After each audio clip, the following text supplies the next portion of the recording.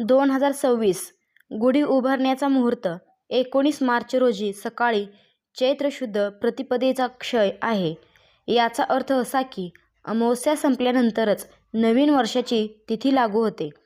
सकाळी 6:52 अमावस्या समाप्त होईल.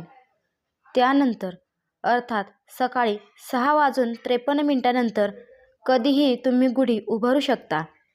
गुढीची तयारी: एक उंच बांबूची काठी, स्वच्छ धुतलेली, रेशमी किंवा भरजरी नवीन वस्त्र, कडुलिंबाची डहाळी आणि आंब्याची पाने, फुलांचा हार, गाठीसह साखरेचा माळा, तांब्याच्या किंवा चांदीचा तांब्या. मांडणी: पूजेच्या वरच्या टोकाला नाडी दोरी किंवा सुतळीने रेशमी वस्त्र बांधा. त्यावर कडुलिंबाची पाने, आंब्याची पाने आणि फुलांचा हार बांधा. तांब्यावर चंदनाचे किंवा कुंकवाचे स्वास्तिक काढा आणि तो तांब्या बांबूच्या टोकावर पालथा घाला. गुढी उभारणे: घरच्या प्रवेशद्वारापाशी किंवा खिडकीत जिथे सूर्यप्रकाश पडेल अशा ठिकाणी जागा स्वच्छ करून रांगोळी काढा.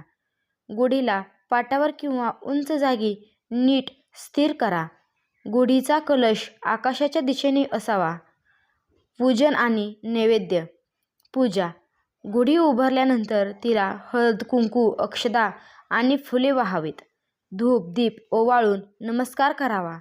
नैवेद्य: गुढीला गूळ खोबऱ्याचा किंवा श्रीखंड पुरीचा नैवेद्य दाखवावा. प्रसाद: कडुलिंबाचे महत्त्व: पाडव्याच्या दिवशी कडुलिंबाची पाने, गूळ, जिरे, ओवा आणि मीठ एकत्र करून त्याचे सेवन करावे.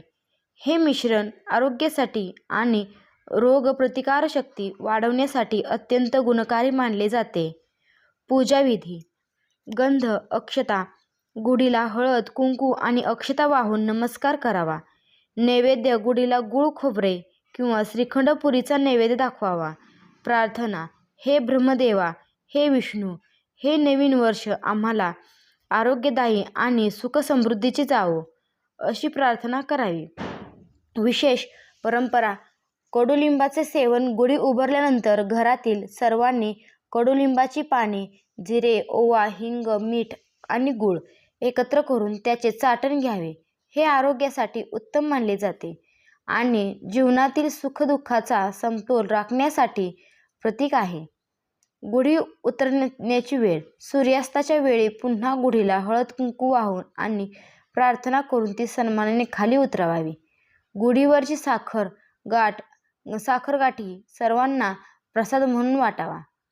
या वर्षी 2026 मध्ये गुढीपाडवा 19 मार्चला आहे. गुढी उभारतानाचा मुख्य मंत्र ब्रह्मध्वज नमस्ते. गुढीला ब्रह्मध्वज असेही म्हणतात. तिची स्थापना करताना श्लोक म्हणावा. गुढीसाठी कोणत्या रंगाचे वस्त्र शुभ ठरेल? शास्त्रात गुढीसाठी विशिष्ट रंगाचे महत्त्व सांगितले आहे. तुम्ही त्या तुमच्या आवडीनुसार खालीलपैकी एका रंगाची निवड करू शकता. केशरी किंवा भगवा हा रंग पावित्र्य, त्याग आणि ऊर्जेचे प्रतीक आहे.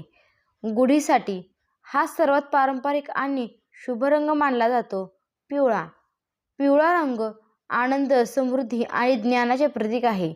घरामध्ये सकारात्मक ऊर्जा वाढवण्यासाठी पिवळ्या रंगाचे वस्त्र उत्तम ठरते. लाल रंग शक्ती आणि सौभाग्याचे प्रतीक आहे. नवीन कार्याची सुरुवात करताना हा रंग अतिशय शुभ मानला जातो. गडद हिरवा रंग निसर्ग आणि चैतन्याचा रंग आहे.